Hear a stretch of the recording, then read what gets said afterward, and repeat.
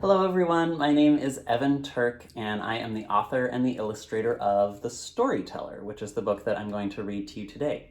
And The Storyteller takes place in the country of Morocco. So if we look at the end papers here, we can see this here is the continent of Africa, and this is the very northernmost part, the top of the continent of Africa. So here is Europe, over here is Asia, and here is the country of Morocco, right at the top of Africa. And you can see it's right here next to the Sahara Desert, which is the largest desert in the world. And so this book talks about the history and the tradition of Moroccan storytelling. And so for over 1,000 years in Morocco, and a lot of countries around the Arab world in North Africa, there's a long, long tradition of storytelling. And so what would happen is that storytellers would go out into the public squares, maybe like the main street in the town where you live, and they would start telling stories, and people would gather around to hear the stories. And they would come back day after day to hear more and more of the story. And it was a great way for people to connect and be together and learn and listen to these beautiful stories. But as, like a lot of traditions around the world, as countries started to modernize, and Morocco's a modern country just like the United States, people started doing other things. They started going to the movies, they started playing video games, and people forgot to go and listen to the storytellers. So now there's only a few storytellers left, master storytellers, and all of the stories that they tell, most of them are only memorized in their heads. So without people to listen to them, there's no way to pass these stories on. Now, there's also a new generation of younger Moroccan storytellers, and in addition to this video with the book, there's also a video from young storyteller Mehdi El Ghali, who lives in Marrakesh, Morocco. So you can also check out that video to hear a story from a real Moroccan storyteller, which is pretty awesome. But today, I am going to read to you out of The Storyteller. So here we go.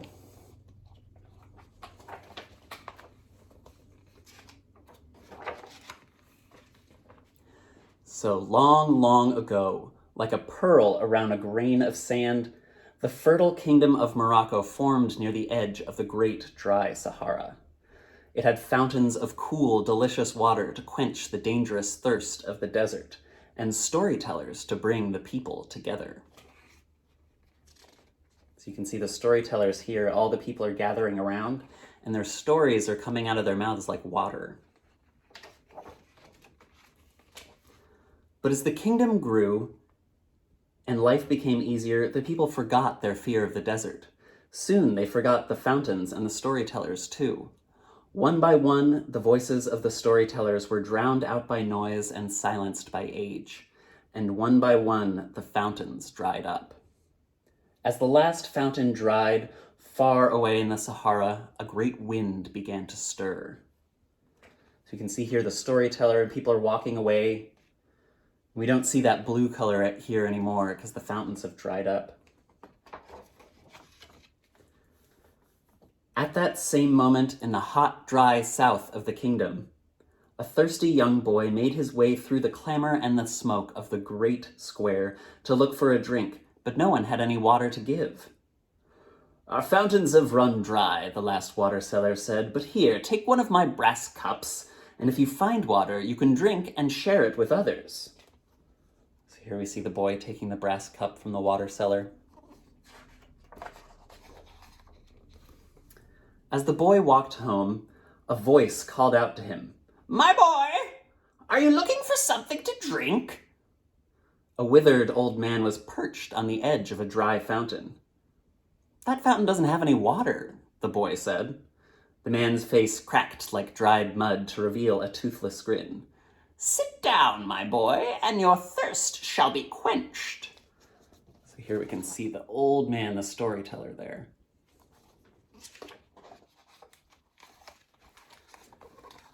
The old man's voice rumbled like a spring from deep within the earth, and he began, "Not so long ago, there was a terrible drought in the nearby villages, and all the rivers and streams ran dry. Yet one family always had enough, and they shared with anyone who asked. At first the neighbors were grateful, but soon they became suspicious and greedy. One cunning neighbor decided to sneak her young daughter into the family's house to learn their secret. Here they are.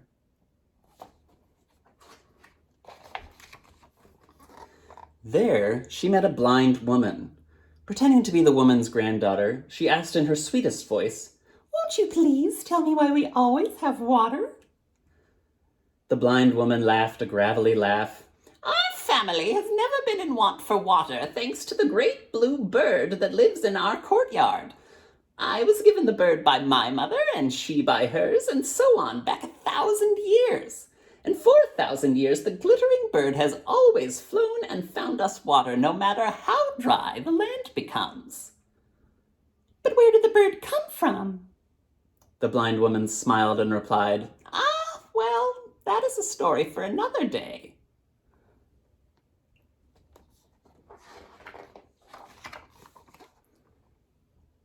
As the old man uttered these words, the boy discovered that his brass cup was full of cool water. He gasped and looked up at the storyteller. "But what about the bird?" he asked.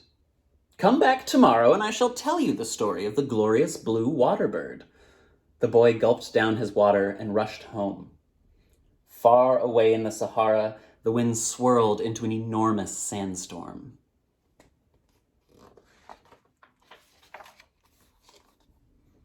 The next morning, the boy awoke at dawn and ran to meet the storyteller at the fountain again.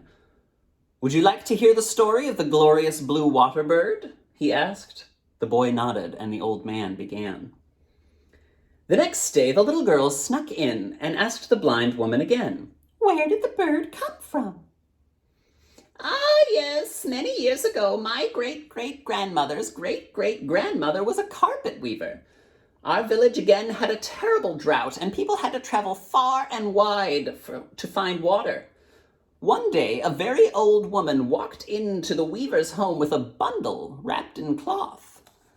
You can see all the women weaving carpets here, and this woman enters with a bundle. "My dear, are you thirsty?" the old woman asked. "Oh my, yes," the weaver replied. "We haven't a drop in our whole village." The old woman smiled and unwrapped her bundle to reveal a spindle of the most beautiful, shimmering blue yarn. "I was once a weaver as well," she said, "but I have grown old and can no longer trust my hands. Please take this yarn and create something for the people to hope for, and I promise your thirst shall be quenched." "But where did you come by this beautiful yarn?" the weaver asked. The old woman chuckled and replied, "Well, that is a story for another day." And she left. The old man smiled, and again the boy's brass cup was full of beautiful, clear water. "But what about the yarn?" the boy asked. "Come back tomorrow, and I shall tell you the story of the miraculous yarn," the storyteller said. So the boy drank his water and headed home. Not so far away in the Sahara, the sandstorm gathered and grew and blocked out the sun. So you can see that storm here gathering, and the woman with her yarn here.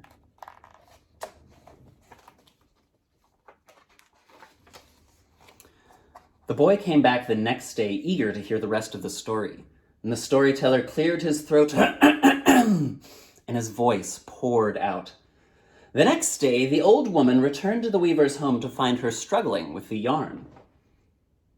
"I don't know how to begin," the weaver said. "It is as if my mind unravels in front of the loom." A loom is what weavers use to make carpets on.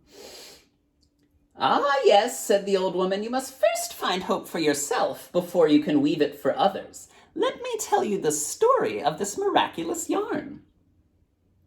When I was young and beautiful, I was a princess, and I was to marry a prince.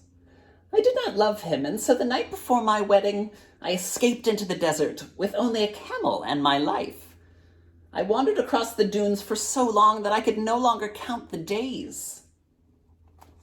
So here's the trek of her escaping. You can see her there, out on the dunes. She said, "I thought myself near death until there appeared what I thought must surely be a mirage." So a mirage is something that Sometimes when you're wandering in the desert and it's hot and dry and you're thirsty, you start to imagine that you're seeing things. So she sees something that she doesn't think can be real. There, in a deep valley, was a loom for making carpets and an enormous pile of yarn of every color. I collapsed in the sand and wept in despair. If you were wandering in the desert and you were hot and thirsty, you probably wouldn't want yarn, you'd probably want water. So she starts to cry.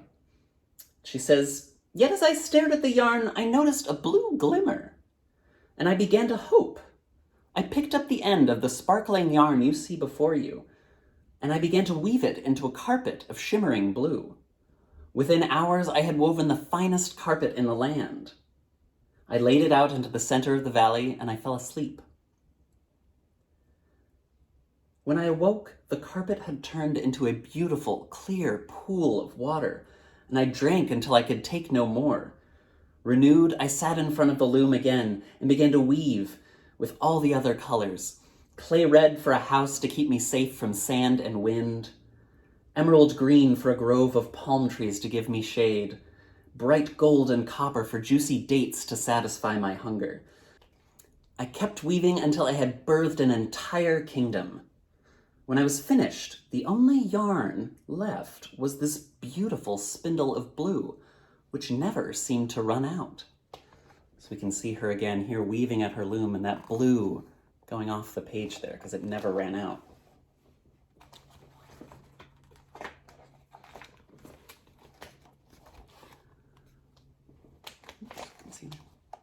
With tears in her eyes, the carpet weaver smiled at the old woman.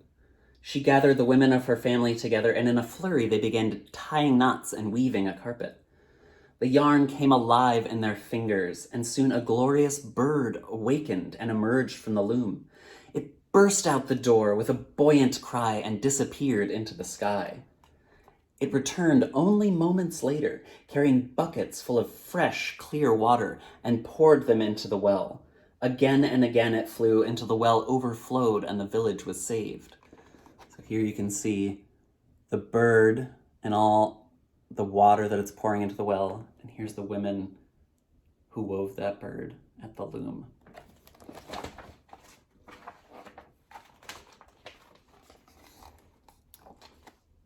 The little girl thanked the blind woman for her story.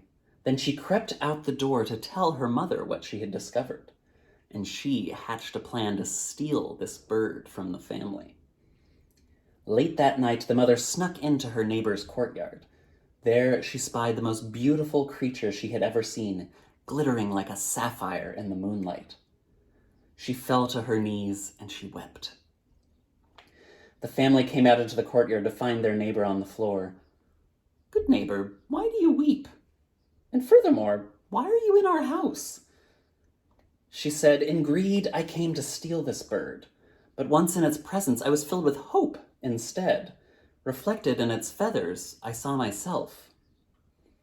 The family brought her inside, and they shared a pot of sweet tea with fresh mint as she dried her eyes.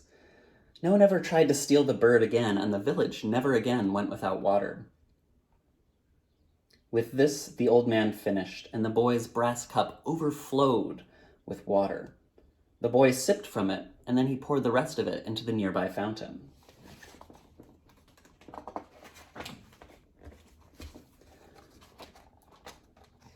At that very moment, the sandstorm of the Sahara arrived at the gate to the city in the form of an enormous jinn. His voice boomed across the trembling walls. "I am the desert, and now that your fountains are gone, I shall destroy your city and make you a part of the desert again." The boy and the storyteller smiled at each other, and the boy ran to the gate. "O mighty Sahara, before you destroy us, let me tell you a tale, and perhaps you will reconsider." "I have made up my mind, but you may tell me your tale, and then I will destroy your city at sundown." And so the boy began to tell the tale of the endless drought. The jinn was intrigued and failed to notice the sun setting behind him. "But what about the bird?" he asked at the end of the tale.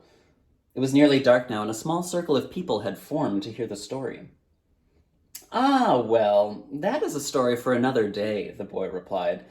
"If you spare our city tonight, then tomorrow I will tell you the story of the glorious blue water bird." So the djinn agreed and faded into the desert for the night. You can see here's the boy telling his story to the sandstorm.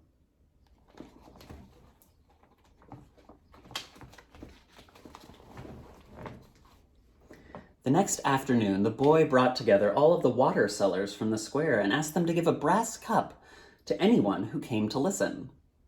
The djinn arrived at the gate and said, "Tell me your tale, and then I will destroy your city at sundown."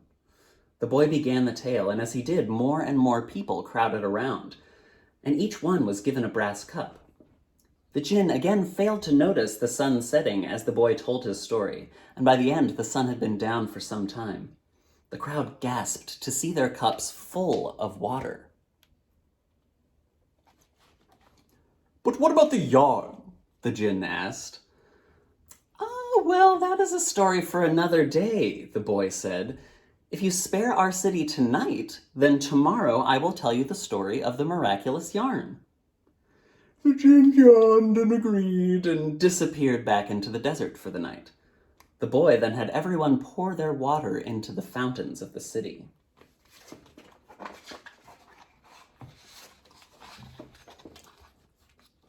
The next day, the entire city circled around the boy to hear his tale, and soon the djinn arrived as well. "Tell me your tale, and then I will destroy your city at sundown," he said. The boy began, and as his voice rose, the great square fell silent. The audience began pouring their cups of water into the fountains, and by the end of the tale, the fountains were gurgling again. The djinn was so entranced that he didn't notice any of this. "What clever stories, my boy, but alas, now I must destroy your city."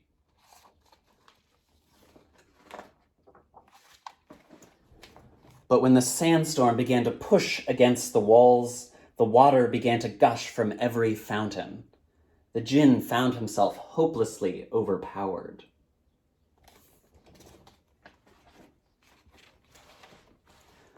With one final roar from the crowd, the djinn fell back in defeat, and at last he retreated farther and farther until he vanished deep into the dunes of the Sahara. So here's everyone working together, and here he is escaping back into the desert.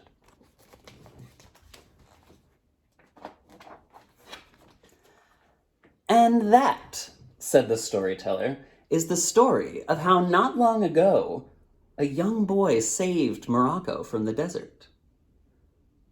"But what happened to the boy?" asked a small girl in the audience.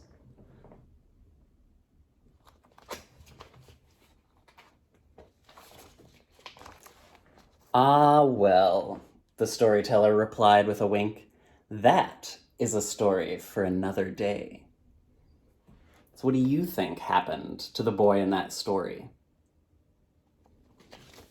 Maybe he went on to become a storyteller himself? So that is The Storyteller. I hope you all enjoyed that. And I hope that you will all go check out Mehdi's video, where he tells a traditional Moroccan story, and it's really wonderful to listen to. So thank you all for listening, and I hope you enjoyed learning a little bit about the country of Morocco.